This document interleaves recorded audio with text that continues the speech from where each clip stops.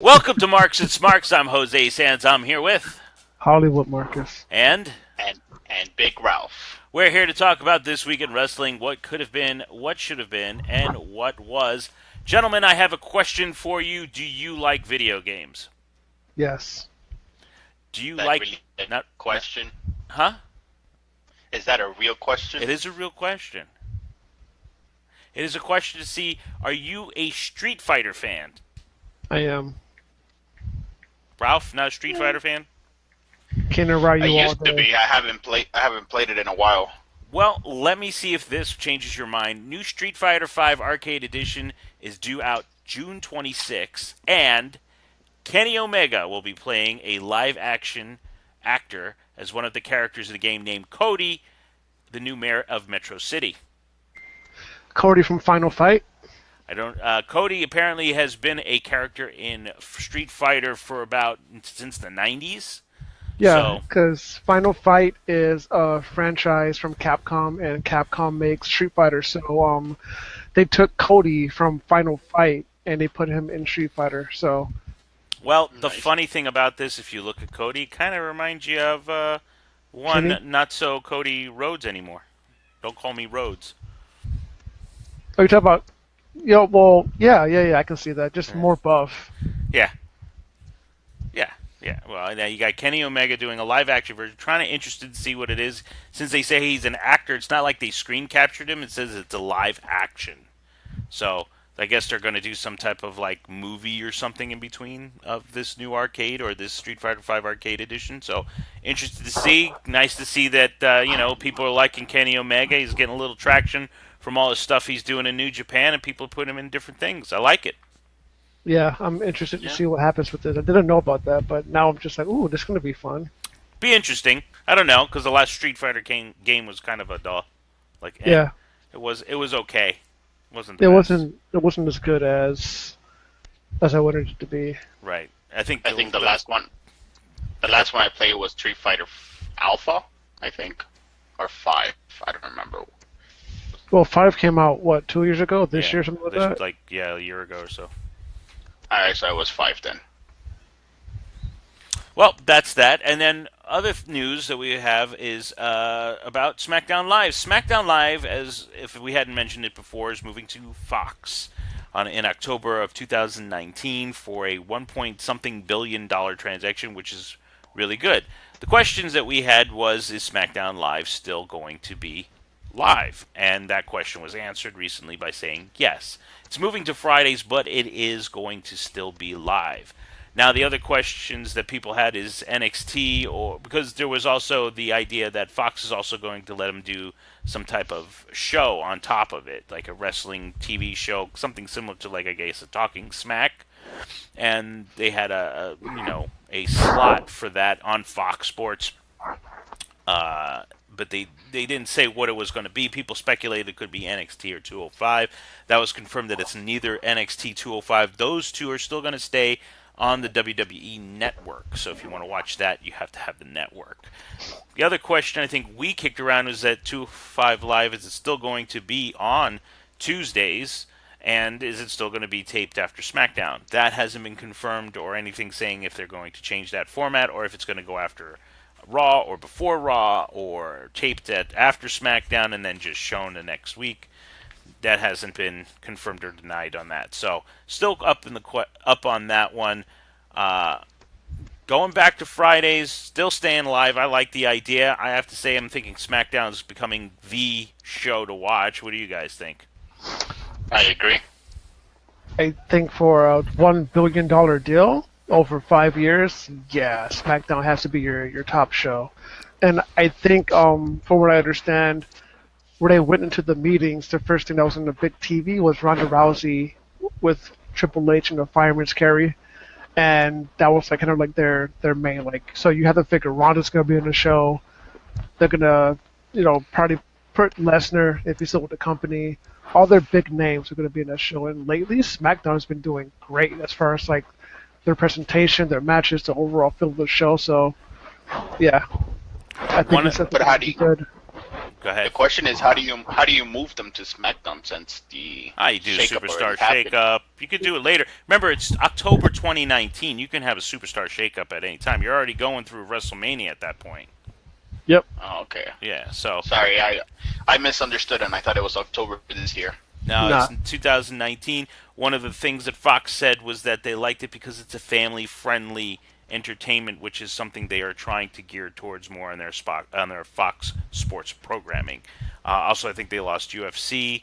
Raw is still going to stay on the USA Network, still going to be on Monday nights. That's still considered their flagship show. But, this deal. And I think they're getting... They used to pay, if I read it right, I might be wrong, and we can correct me. USA used to pay so much for both shows, and now they're paying almost more for the one show, and that's Raw. So they're getting more money for the one show on USA, and they're getting even more money for SmackDown Live. I'm hoping these ticket prices could go down a little so we could actually go to some more shows. Since they have guaranteed money now, does that worry you, or does that make you excited? Because you can look at it both ways. You can look at it, well, we have guaranteed money, so we can do whatever we want as far as storylines, action, and we still get paid. Or are they going to give you the most bang for your buck and really started to put it into overgear? Well, my thinking is they're going to get more bang for their buck, at least on the SmackDown area. And if they get a show, like an hour show that's more like a news show, kind of updating people on what happened this week in wrestling on Fox Sports, it's making it almost like a legitimate sport, Plus, Fox Sports is a sports channel, so they're going to advertise it as much more than I think you've ever seen it on USA. So... I think that if you're going to put a program, you're going to have it promoted as much as they're going to promote it on Fox. You're also going to have a recap show on Fox Network. I think that you need to have that product up to a higher standard than what it is now. And like you said, SmackDown is actually looking good. A lot of the matches, a lot of the matchups are coming out amazing. So I think that it's a good thing, and I think it just will elevate the performance of it because not only do they want that, Sports Center moment, somewhere to have a Ronda Rousey on that show or somebody like that that's going to generate buzz and have eyes on Fox is just going to make it even more. Plus, with that type of money, who knows who else they can get that might do a crossover. I mean, from what I understand, they have all the four names. Yeah, they also have all the four horsewomen from UFC. So they're all there now training, and you got those, and then you have the NXT four horsewomen. I think you got some type of stable fight going between the women. I'm actually waiting to see if that's ever going to happen. Now, I have a question. Is Fox Sport part of the Fox network? Yes. Fox family? Yes. So does that mean that we can say that, Disney owns WWE now? They don't own it. Yeah, they don't own the IP. They just own the rights to show it, yeah. Yeah. Alba, Big Ralph. Now, Ralph, I have a different question thing. for you. Yes. Do you think with this expansion or this move, do they reach out and try to get the Bucks, Kenny Omega, and Cody? I don't know. I don't know about Cody Rhodes. You can try Kenny and the Bucks. Yeah, Cody seems to be happy, and Bucks seem to be doing very good. I think the Bucks. I've heard in interviews that the Bucks think that if towards the end of their career, where they think they're on their way out, they might go. Like that's what AJ did. AJ is looking at this is towards the end part of his career. He's looking to retire out of he's going to do the WWE and then get out when he's ready. I think who they really need to get and who is very underutilized and underestimated is Jay Lethal. If they got Jay Lethal, that would be awesome. I could see that. That would be interesting. I just think if they're going to take people, they got to use them. Like I don't like what they're doing with Bobby Lashley right now. They got to figure out what they're doing. They moved up 2 tag teams. They moved up AOP, which we haven't seen, and Sanity, who has not even been on TV yet. And it's kind of a waste of 2 good things. I think they got to figure out what they're doing first before they start taking other people. Yeah, Cien Almas doing squash matches. Yeah, but they're building that character, so I'm okay with that. You kind of have to have them do a squash match right now because the main event scene is so heavy. Yeah. So I mean, build him up slow. And for Lashley, just turn him heel, man. He's better as a heel. So is Bobby Roode. Yeah, I think it would be a good matchup, him and Braun Strowman. Two big men like that. Who, Lashley and Strowman? Yeah. No, you gotta build Lashley up better than that before. Well, that's what I'm saying. You got to build him up and then turn him heel. What about Big Ralph for Strowman? No, thank you. I'm good. I want to live. I want to live forever. forever. I don't want to get these hands. But you're Larson in charge. He's larger and he's definitely more in charge than I am. Oh damn, my bad. All right, so let's talk about that flagship show on Monday. I mean, Raw. if sorry to interrupt you, but if you didn't see, on Friday he posted he has the Infinity Gauntlet. I don't have that yet. Oh, so he has all the gems? He has all the gems. Oh, what happened to Thanos? Rip Thanos? You mean thanks? He got those hands. No, nobody knows about the thanks. We don't have to repeat that. All right, so let's talk about the flagship show and Braun Strowman. Braun Strowman this past week fought Finn Balor again, which the first matchup was amazing. During the match, it looked like Finn Balor... during the match, Kevin Owens came out to do commentary. Does a little bit of shtick. I have to say, Kevin Owens doing commentary is awesome. If he ever decides to not wrestle anymore, he could just be a color commentator, or a commentator. He's just funny as hell. He can do it all. Yeah. So Kevin's on the mic. Strowman and Finn Balor have put on another great match. It goes to show that Finn Balor pretty much can work with anybody. Finn Balor does the coup de grace, realizes that he's got to do it again to get to get Strowman down. Owen comes over, prevents Balor from doing the coup de grace for the second time. Balor wins by DQ. A couple of highlights of the match. Strowman shoulder blocking Balor into the crowd. That was hilarious. Into the crowd. Into the crowd. He ran around, did his little I'm gonna get these hands, and it just boom over the barricade into the crowd. Love it, man. That was hilarious. Loving it, man. And then the second thing that we got to mention is Strowman. After the disqualification, Strowman, power slams everybody. Kevin Owens runs away, and freaking Braun Strowman throws a ladder straight out into the entranceway, not hitting anybody. I read somewhere that somebody went out on a stretcher, but it didn't look like it hit anybody. So I don't know if that's something that's non-related. A fan? Something like that. That somebody went out on a stretcher. Lawsuit.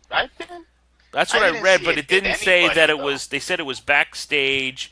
Something happened, but it was very unclear. So that's why I really didn't report it. I didn't go into more detail. Why is he trying to kill people? I don't know. Why is he throwing ladders? He's turning over announce tables, semi trucks. He's pulling down whole rigs. So I'm like, he legit, like, I don't know how many cases of attempted murder this guy has. You know what I'm going to do? A Hollywood thing. Do you think he just needs to shave the head? Who? Strowman? Strowman. I mean, he's pretty much bald. If you look at the top of his head, because, I mean, it looks like it's receding anyway. He's probably, if he takes that ponytail out, it's only a few strands. I mean, really, what is he doing? Yeah, but you might have a Stone Cold copycat. You might not want to go there. He's got that huge beard. How is that really Stone Cold? I don't know. And really, do you think you're going to miss it? I mean, you I don't really miss can't mine. tell anywhere. I cut mine off and I'm happy with it, so I don't know. Just look weird. Another match of a person who can proves he can put on a match with anybody is Seth Rollins versus Jinder Mahal for the Intercontinental Champion. Now, I have to say, this match was one of the matches that I have to say looked really good and made Jinder was like $1 million in this. It was a match that I actually enjoyed. At one point, Mahal pushes Rollins off the ring apron into the security barricade. That spot was pretty good. Rollins then hurls, I forget which Singh brother it is, into Mahal with a buckle bomb while he's in the corner. That was a good move. I mean, this match had really good elements of up and down, and it made both superstars look strong.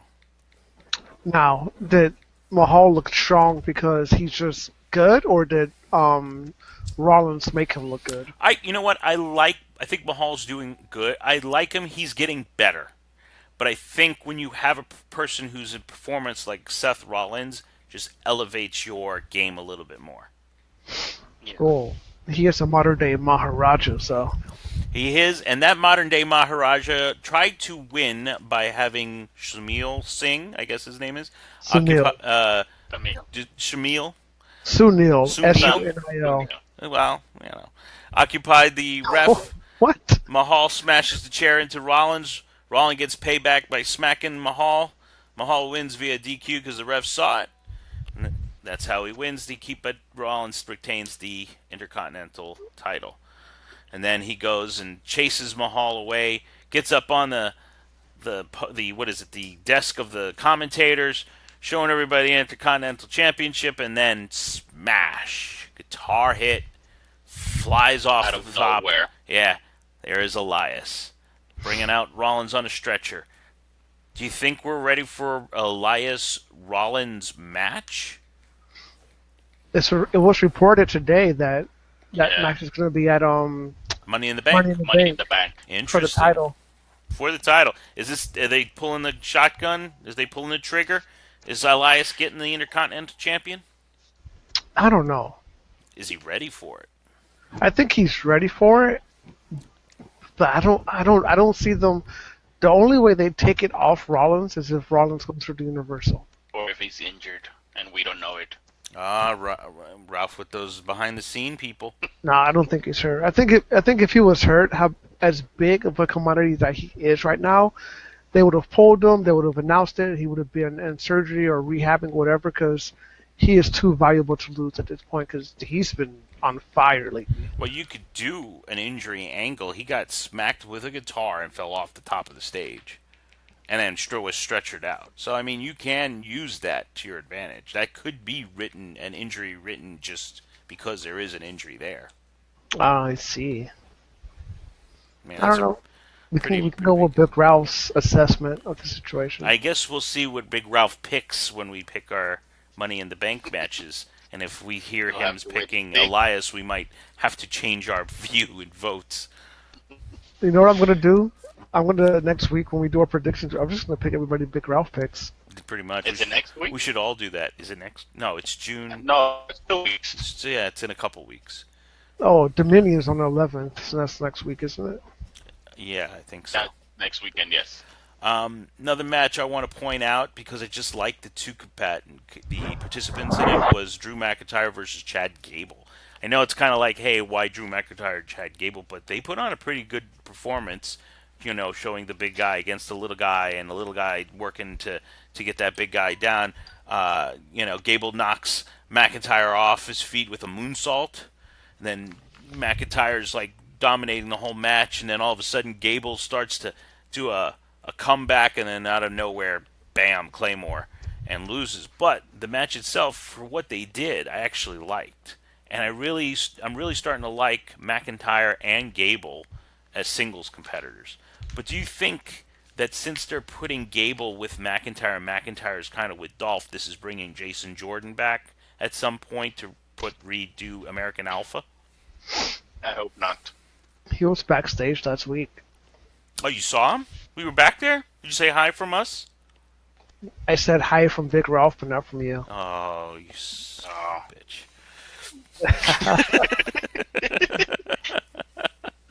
I had to. No, but I mean, honestly, do we think this is American Alpha reunite because of who he seems to be going against? Or is it just a one-off? No, it could be, because I hope they've noticed that their experiment with Jason Jordan failed, and they need to do something with him because he's still under contract. Well, you got to get him back in there in the mix somehow, and you can't just throw him in the Intercontinental mix. What's going on with everything? Nah, you can't do that. You could have him come back with Chad Gable. He comes out and saves him at one point. That's one way to bring him out. Maybe saves him and then turns on him in the same breath? Yeah. Why not? Yeah, if you want to get heel heat, yeah, because Chad and Gable is so much good, man. Chad and Gable is so much good. Yeah. Yeah. I can see Chad and Gable Yeah, being Chad good. and Gable, so good. That's the best tag team. I think that tag team is going to go all the way to the top. No, Yeah. but Well, they'll be willing and And Gable. yeah. So you got Chad, Gable, and Willing. So, no, but I think he's so much better as a singles than he is as a tag wrestler. Because when he tags, he usually just draws the heat, and then he gets a hot tag into Jason Jordan. So you really don't see what he can do. But that match where he had with AJ, I'm just like, oh wow, like yeah, that's what I'm saying. It's not a like really story-driven match that I'm picking. I only picked it because it was actually a decent match. Like for the Matt time that McIntyre. they had and the story they told, it was actually pretty good. And that damn McIntyre match, good looking man. Well, you check those things out better than we do. No, but I like McIntyre. I think if he keeps it together this time, which I'm pretty confident he will, he might get a title run, man, because he has all the tools needed to be that monster heel. Next time you're backstage with Jason Jordan, why don't you let him know? Say, hey, McIntyre, I like what you're doing. I will. And then just say hi from Big Ralph, not from me. No, I'll say it from you this time. He'll be like, who the hell is that? He better hear about what?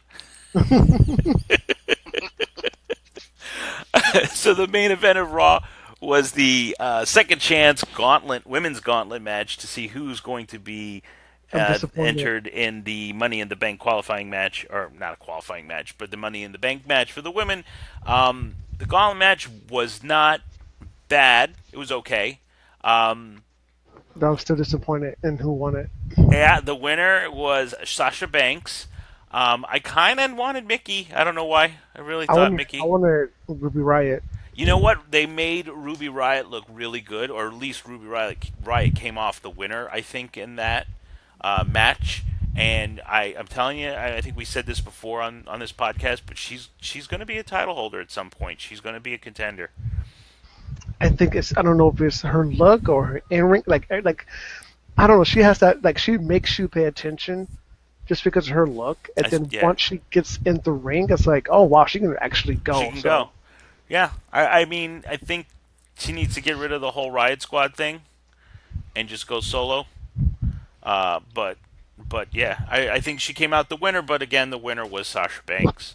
I guess if you can't have Bailey in the match, you got to have Sasha, right? You got to have some type of... No, you don't. You don't have to have Sasha. Well, you kind of do, because, I mean, you have those, like, some fan favorites, right? And your matches that you got in there, I mean, you've got Alexa in there, you got Charlie, you got Becky. You kind of have to have another...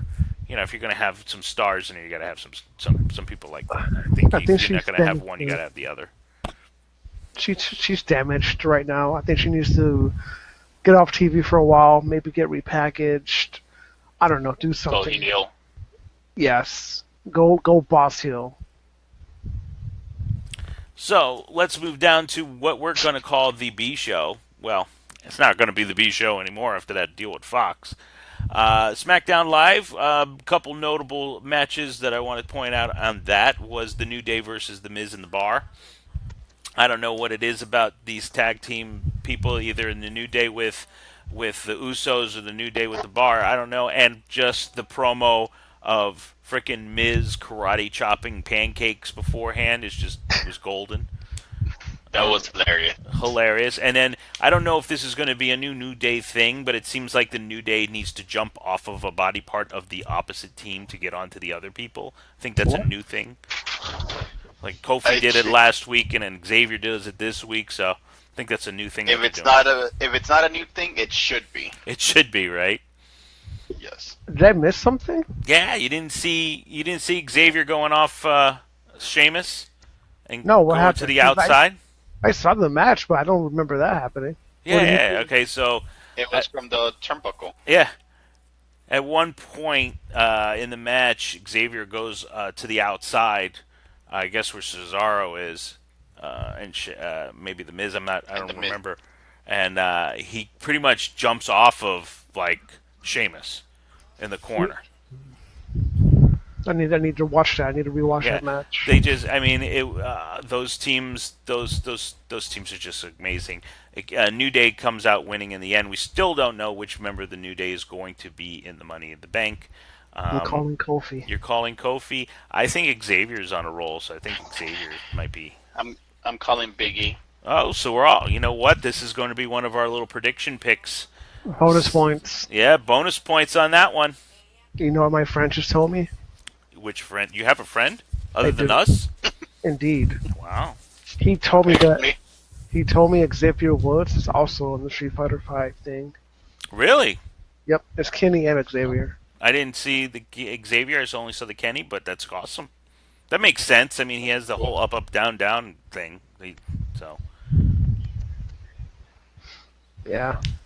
All right, so the main event of the SmackDown Live was the Money in the Bank qualifying match with Bryan, Samoa Joe, and the returning Big Cass, who we saw at the beginning say that he needed a shot. It was his shot in the first place.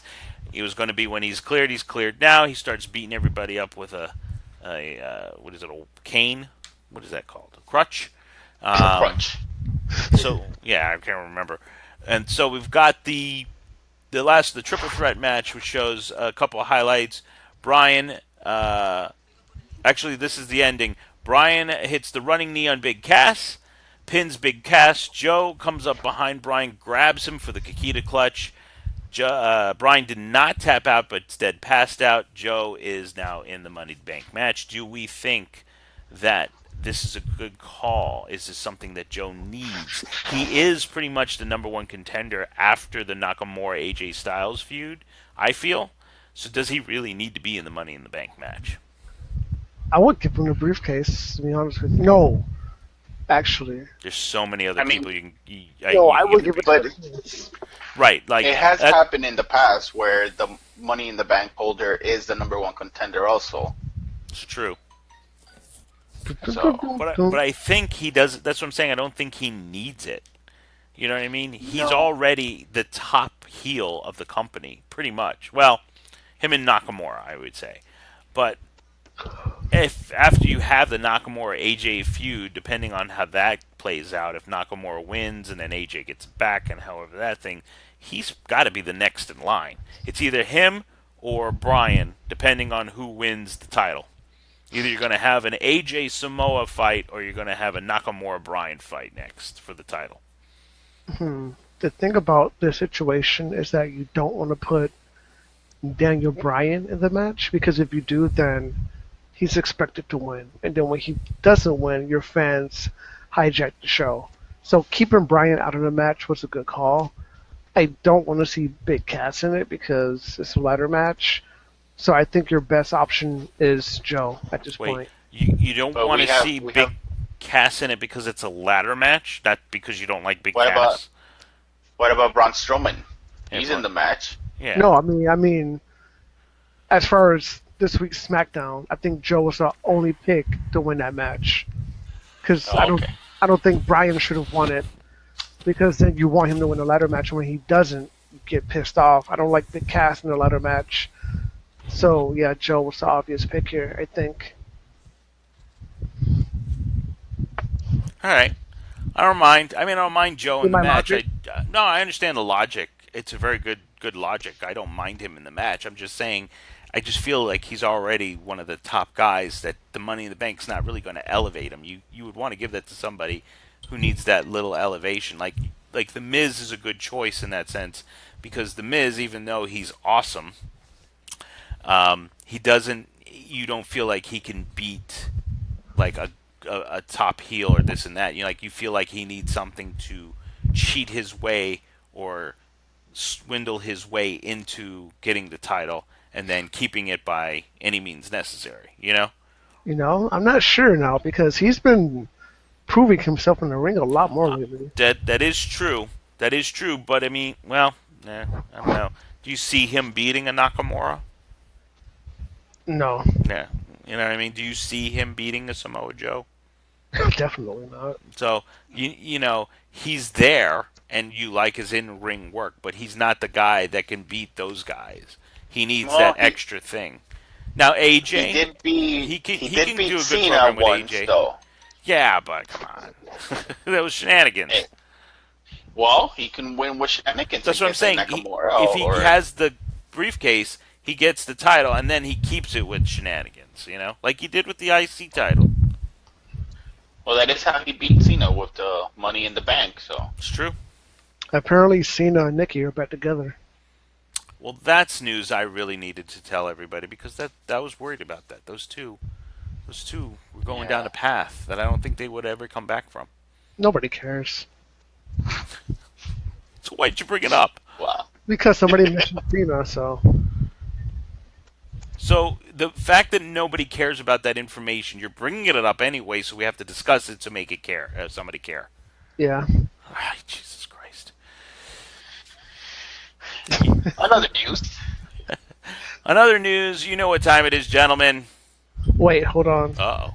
Speaking of Nakamura, the Nakamura that I saw fight Ty Dillinger, that's the Nakamura I've been waiting for. I did not mention that match. That match. That was a good match. That was a good match, too. I mean, Ty Dillinger looked awesome. He did, I mean, come on.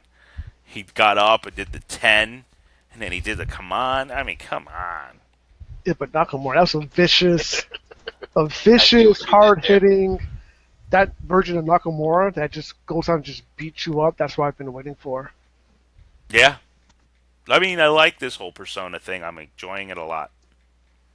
All right, continue with your daily report. You know what? I have a feeling that you're doing this a lot lately when we get to this point of the show where I'm ready to do my little 205 Live update, and you say, hold up. Like, I'm ready to do the whole, do you know what time it is? And you say, wait.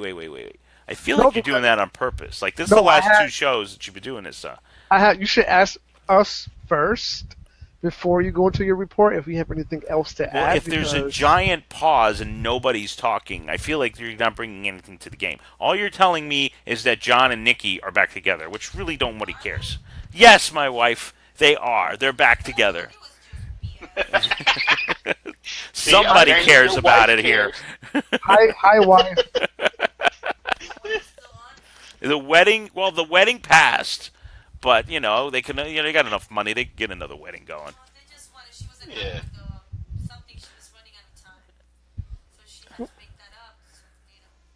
Well, she wants to have kids, and Jonathan was like, I'm not with the kids. So. Yeah, well, okay, Marcus is saying that she wanted to have kids, and he wasn't down with the kids. But then he goes on the Today Show.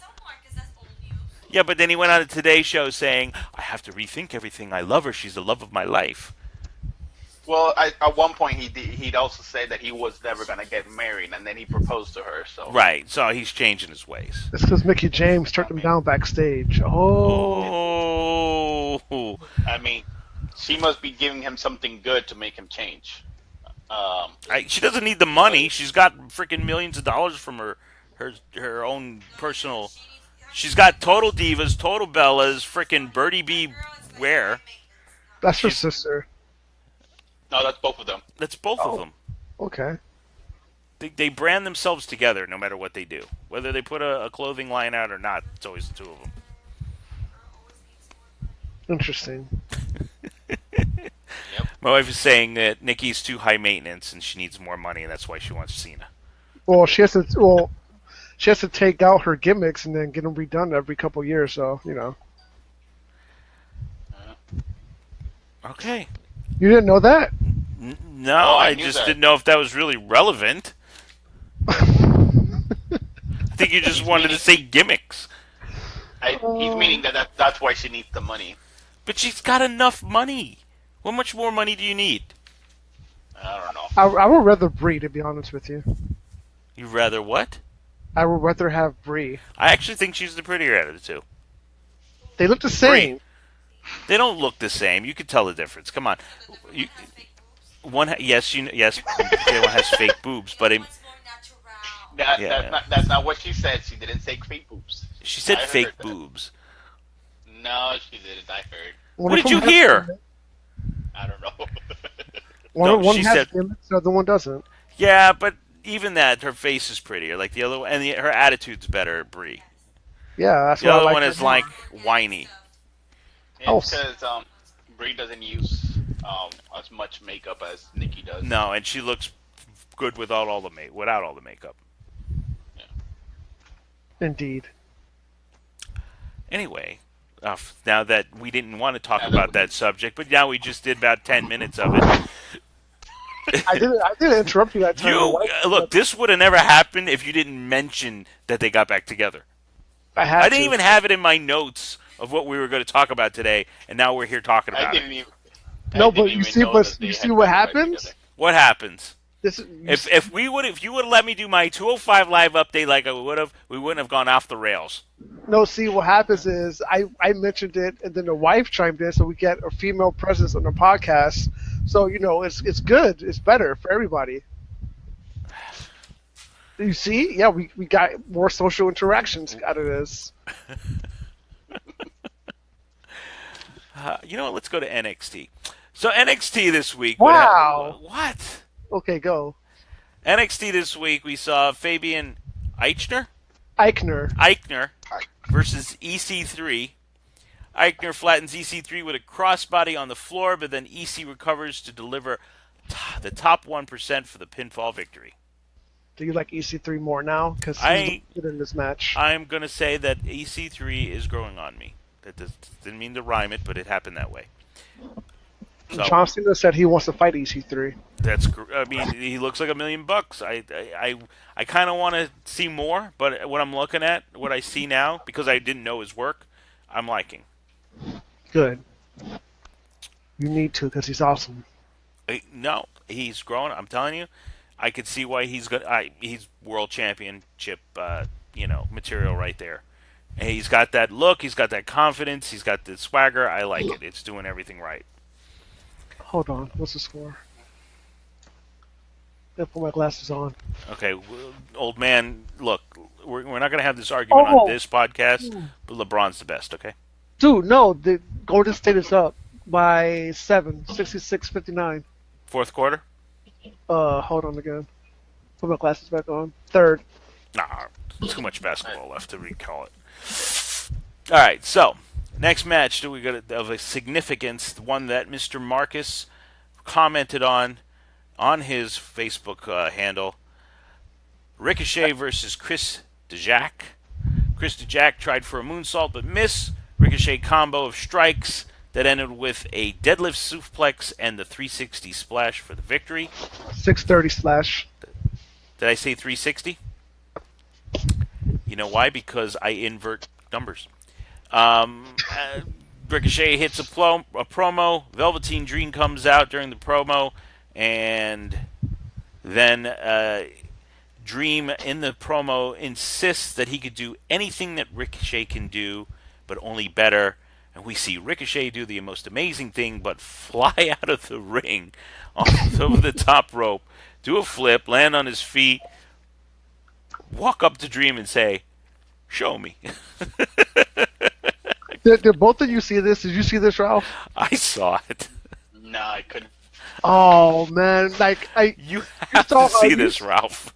You saw how I marked out. I marked out hard. I was like, I rewinded it, rewinded it. I rewound it like at least 4 or 5 times. I was like, wow, that was awesome. Like I completely freaked out when I saw that. I was like, whoa. Oh no, you wrote it on the Facebook page. And I was like, well, okay, what the hell? And then when I watched it, I was like, okay, now I understand what the hell Marcus was talking about.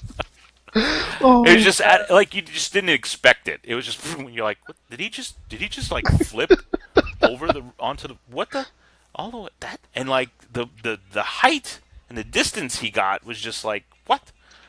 And then Dream was just like, and Dream's face was awesome, like. And then he went, "Show me," and then you just look at your Dream. Just what do I do? Speaking again of John Cena. Of course, because we are the All Cena all day podcast. Every day. Earlier today, I was talking about Super Cena versus Thanos with the Infinity Gauntlet, but John Cena said that Velveteen Dream is the next it guy. Like he's the next guy that can potentially carry the company. And he's only 22 years old. So, I mean, he has a long time to get better. because I think out of all the characters that you see, besides probably Matt Hardy, he always stays in character. He pretty much lives the persona. So whenever you see him, you don't see Patrick Clark, you see Velveteen Dream. And if John Cena says that this is the next guy, put money on it, man, because we've already seen him in action. He's damn good. Yeah, but do you see that character as a babyface hero? I can see him starting off as a heel, and then eventually getting over as a babyface. But okay, but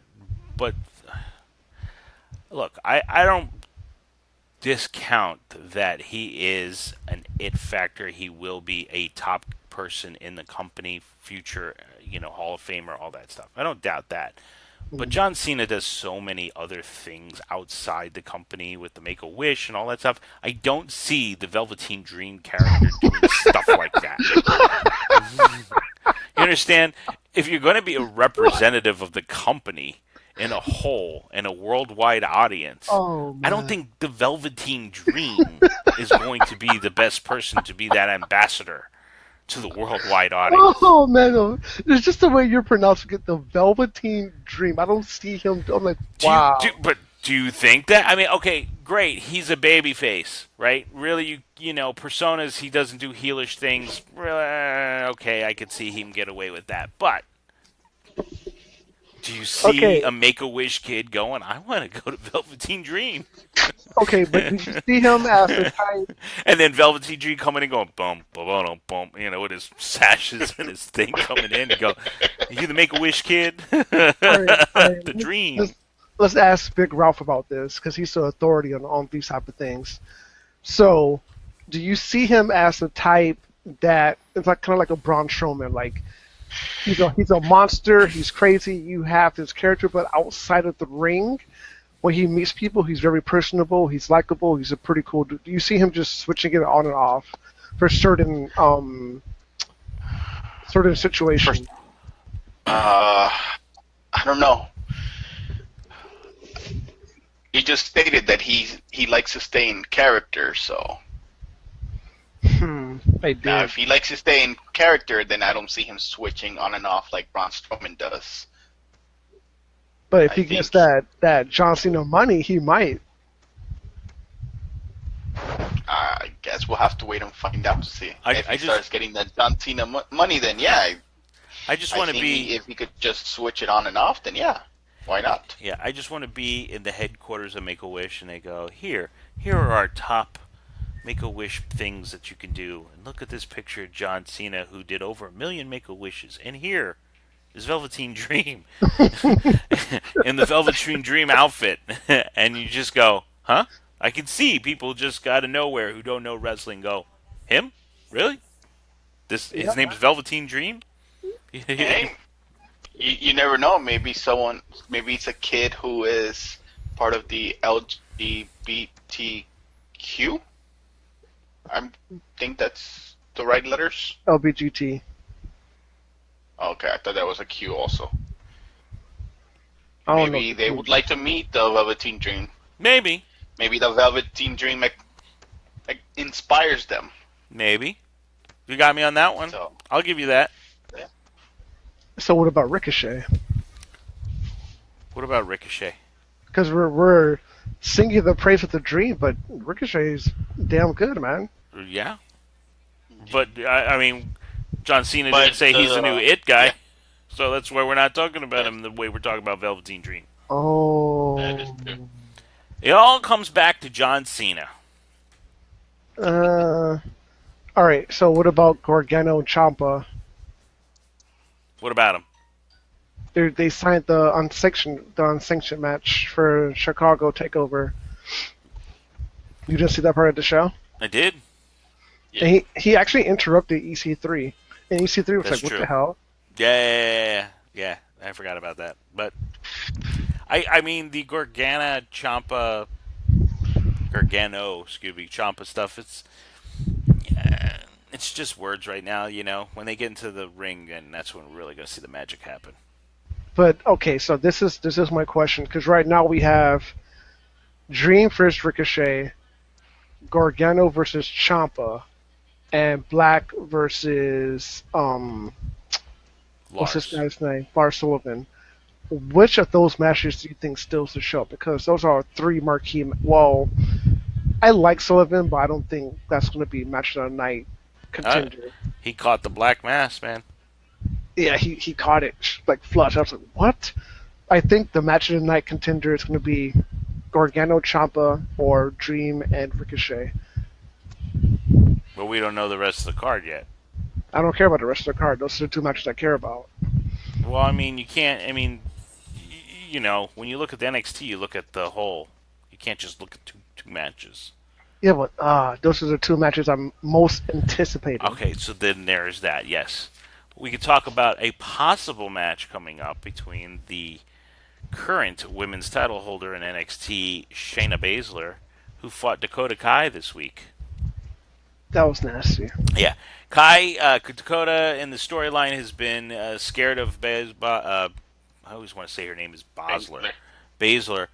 And finally, she gets the courage to unload all her fears on top of Baszler. Goes for her finisher, but it is countered, and then Baszler gets her in the rear naked choke, where she taps out. Now, after the match, she wins the match. She does the whole thing. Shayna goes and reapplies the chokehold to Dakota Kai, and then who comes out to save? Nikki Cross, who I haven't seen in forever. She's awesome. Yeah, no, I have always been a person who loved Nikki Cross. So when she came out, it was like, yes, finally. And you know what? If you have that locker room for who they have now in that locker room, Nikki Cross makes sense at this point, because who's more established than her at this point in that locker room? Candice LeRae. Not really. She just started, and she lost the match against Bianca Belair. You mean who's more established in the current NXT? In the current NXT, you have nobody. The Iconics went up. Everybody, Ember Moon went up. Nikki Cross was the right choice.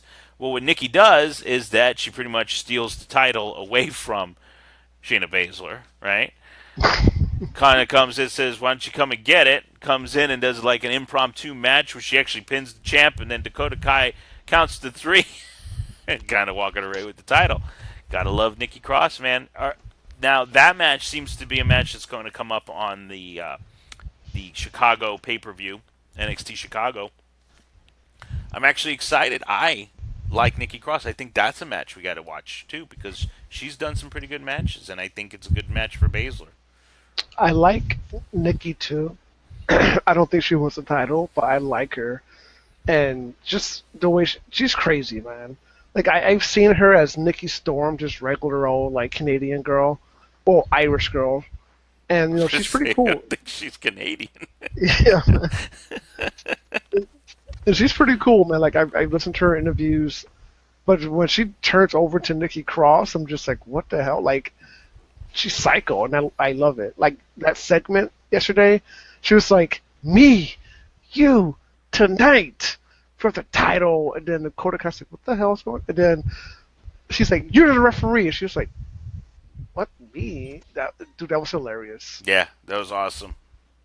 And then Shayna was like, I don't understand what's happening right now, but I want my title back. And it was just, I don't know. I think Nikki has a broader range than what people give her credit for. Mm-hmm. So I'm just waiting to see what else she does. I like the idea of the person who's bullying the locker room and the one person that she can't control, that doesn't care, you know? And that's a wild card for her, because she doesn't know how to, you know, for a person who's all about the psychological, to kind of bully, to kind of intimidate, how do you get past that character, you know? Don't.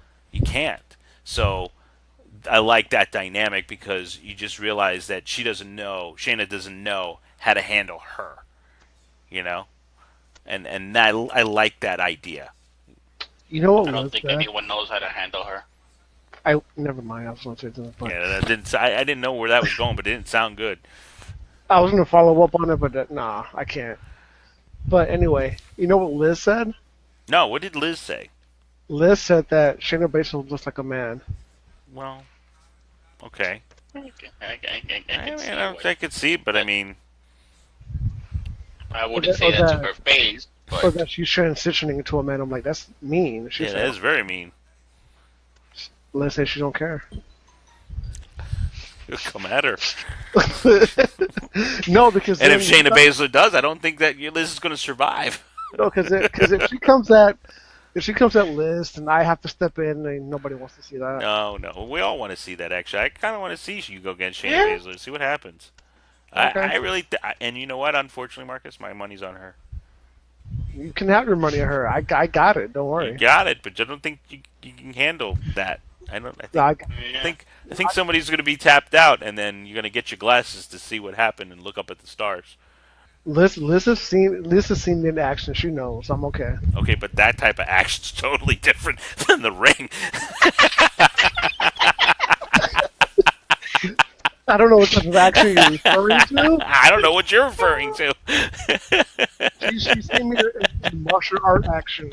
Oh, martial arts action. Yeah, okay. Well, like in a competition or just kind of fight in the air? Oh my goodness! You know what? Go to your 205 live report. Wait. Before I do that, does anybody have anything to add on NXT? No. nope. All right, so it's time to go to 205 Live. 205 Live had two matches of the night. One was the Brian Kendrick and Jack Gallagher versus the Lucha Party, which was Kalisto and Lince Dorado at this point. Drew Gulak decides to come down and sit at the commentating desk. Another person who I think can handle being a commentator if they don't want to be in the ring anymore. He's funny, he's smart, he's quick. During the match, Lince Dorado goes to the top rope to finish it off. Gulak goes and drops him off the top rope while the ref's back is turned. Kendrick puts him in puts Lince Dorado in the captain's hook, and we get the win.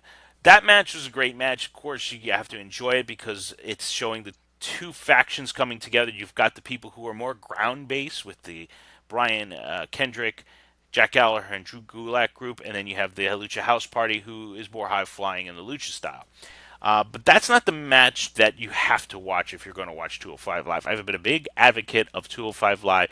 The match you have to watch, that I have to say is the match of the week, and I would go as far to say the match of the month, is Cedric Alexander versus Buddy Murphy for the Cruiserweight title. You had a slow-going match that took its time, a match that had enough time to build a story. You had to go in stiff. You had stiff hits, good timing on the match. You had it like it was like a fight, and it was just amazing. I mean, it was such a good match. It made both Cedric look good. It made Buddy Murphy look strong. It looked like at one point that Cedric didn't know how to put away Buddy Murphy. If you have a chance, if you've never watched 205 Live and you are interested in trying it, I would suggest to go see this match, this particular match, and to see what happened.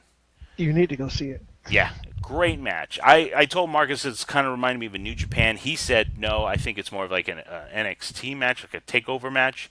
Either way, whatever if you like an NXT takeover match or anything, it was amazing. Amazing. I was impressed by Buddy Murphy. I didn't think he had that in him, but hey man, he proved me wrong. No, Ralph, did you get a chance to see it? Yeah. What'd you think? I thought it was a great match. I think You sound like you're not paying attention at all. I'm mute today.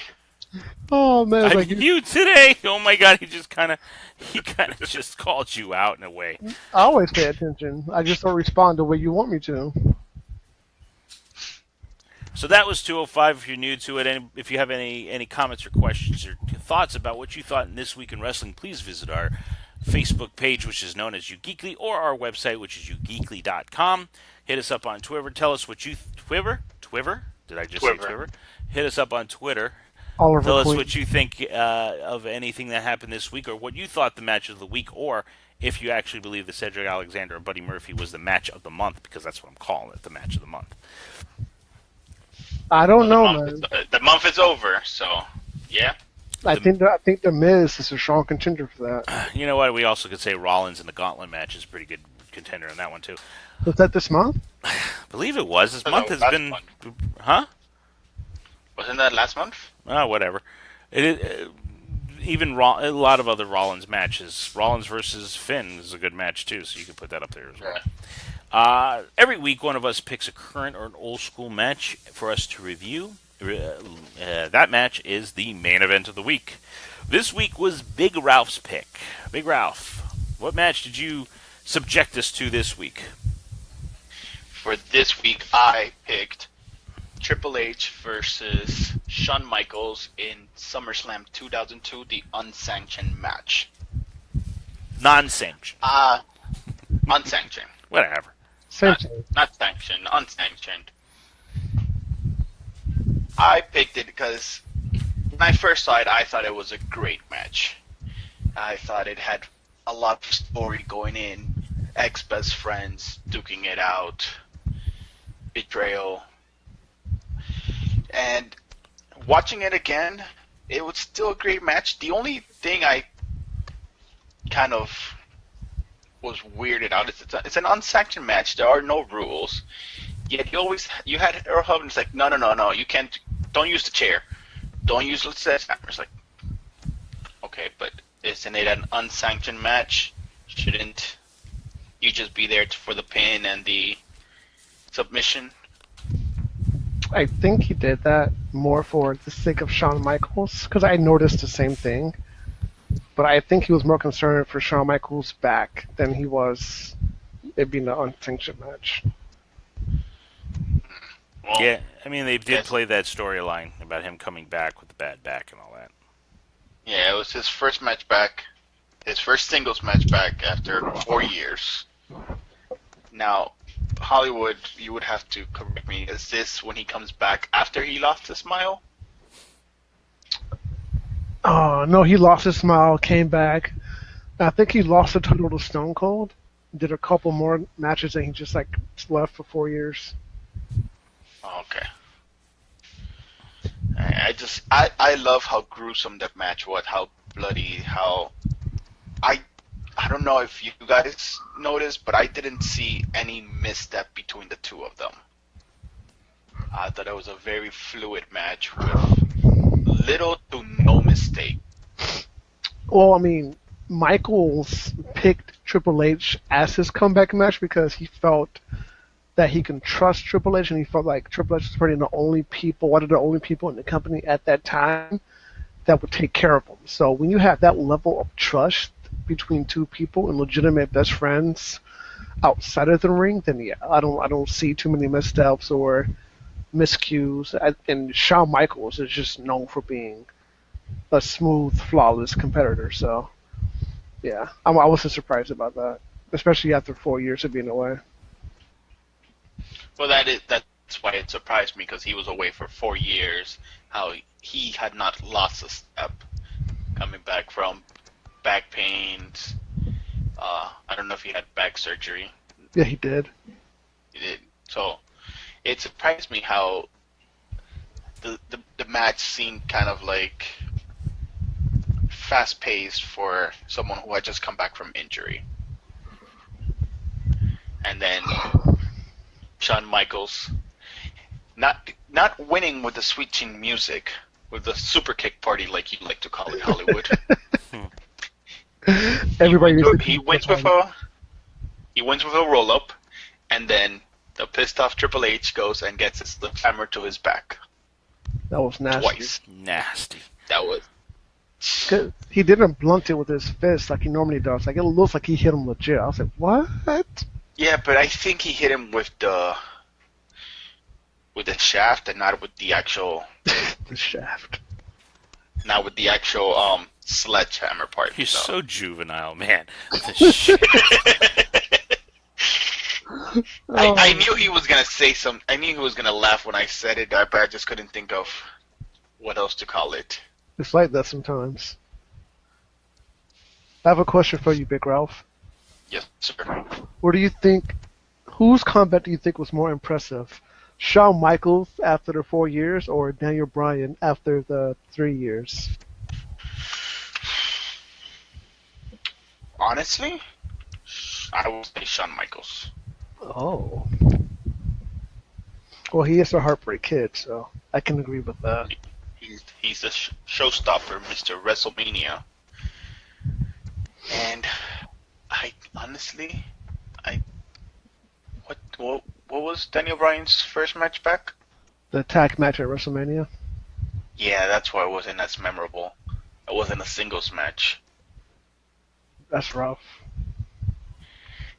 Well, you have to remember, for most of that match, he was out. He had been beaten up,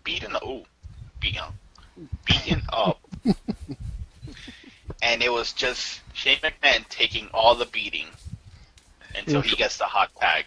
That in wrestling terms, that's called getting heat. Okay. Wow. Why are you laughing? No, because it's just like he's like, okay. I'm just educating the audience. That's what happens in the tag match. Sound like you were condescending to Big Ralph. No, I'm educating the audience listening. In a tag match, when the person gets beat up for an extended period of time, that's called getting heat. Carry on. Big Ralph, go ahead. I lost my train of thought. See what you did, Marcus? Sorry. Oh yeah, so he gets the hot tag, and then they end up winning. While in Shawn Michaels' case, he's there for the whole match. He's, getting beaten. Then he beats up Triple H, and then he gets the win. So it's kind of more memorable of Shawn Michaels just being there throughout the whole match than Daniel Bryan just coming during a hot tag and just getting the win. And there weren't many rest spots in that match either. No. You know what? I don't think that question was very fair, Marcus. Why? Well, because you're going off of, okay, Daniel Bryan just came back, right? He just came back. He's only had a handful of matches, and you're going to compare it to Shawn Michaels' second run. That's pretty much what you're doing. No, but he didn't wrestle for 4 years. I understand. He didn't wrestle for 4 years, and he had this amazing run. I mean, the run in it itself, Triple H, 2 Taker matches. I mean, no, I'm not. No, I'm just. But you can't compare. I'm just comparing Bryan's second run, I guess. No. I'm just. I think he's comparing the emotion. No, just the initial comeback in itself. That not the whole run, just the initial return of the wrestlers. That initial match. Yeah. No, yeah, that's right. But the stories are different. You can't even compare that. You have the best friend story, and then Michaels left, with the height of Degeneration X, right? Because of that, right? And he took it over, and they had that whole angle. Not only that, but Michaels would come back periodically and still help Triple H win titles, right? Periodically get like a sweet chin music to The Rock so he can win the title that one time. You know what I mean? So that whole story was there, right? Plus, the Triple H Shawn Michaels feud went on for a whole year after that. Okay. And you're talking about Daniel Bryan coming to kind of help out Shane because, the 2 guys that he backed. I mean, it wasn't a very good story to go along with that match. Plus, we were all wondering if frickin' Daniel Bryan was going to knock himself out. Wow. Right? I was. Everybody was. Like, we talked about it on this podcast. I was the only one that said, if he's there, it's good. You two were like, well, he hit his head, and what happened to this? And anyway, come on. We're concerned. You're concerned, but did you have that concern for this guy's back? The same way you had? No. Because he's Michaels. Right. And it was a different story, and it was a different time, and it was a different space in your head. So you can't compare those two. Okay.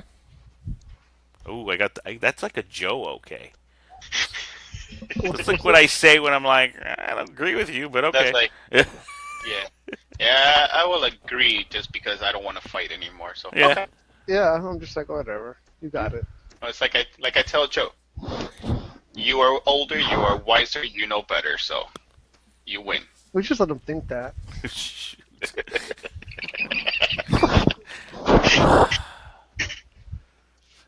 So, everybody, this has been Marks of Smarks. You can find us on the Geekly Network. Nobody's going to stop me. I'm just going to No, keep going. without. I like this. Go. I don't have to say my spiel. Nah, you say it better. You're the man of your voice. Come on, you were doing good. I was just doing that as a joke. I didn't really mean for it to work. Well, I don't have any more comments. Does anybody else have any comments? I will review Dominion after I watch it. That's usually when you review something, is after you watch it. Yeah, but you can review it before, but I don't know if your predictions will be correct. No, but That's the way you're going in this tournament. No. No, but we usually review WWE, so I'm like, I'll watch Dominion, and I don't know the matches and I don't know the stuff, so I can't. I mean, I could look it up, I guess, but yeah, ask Google it. We could look it up. I mean, but I don't know the players well enough to make a good prediction. Well, all you need to know is Not with Kenny Omega, Okada, 2 out of 3 falls, no time limit. Kenny. You're going Kenny. I'm going Kenny. I'm going Kenny too. I'm going Okada. He already has the longest reigning title run, though, so you're going to go with him? I think they just need to give it to him, finally. He's worked hard enough for him. He's made them money. He's put them on the map. Give him the title. I want him to win. Remind me when that comes on, because I might want to try to check it out. It's June 11th. June 11th. Well, thank you for listening to Thank you for listening. We are part of the Unique Geek Network, so look for us on our website, Geekly. Follow us on Twitter and Facebook and Instagram under the same name. We are on Podbeam and Apple Podcasts, so please subscribe, leave a comment, and give us a 5-star rating. Until next time, I'm Jose Sands. I'm here with Hollywood. Hollywood. And Big Ralph. See you next time. Adios, amigos. Dale. See you later. Is it Dolly or Dale? Dale. Hell.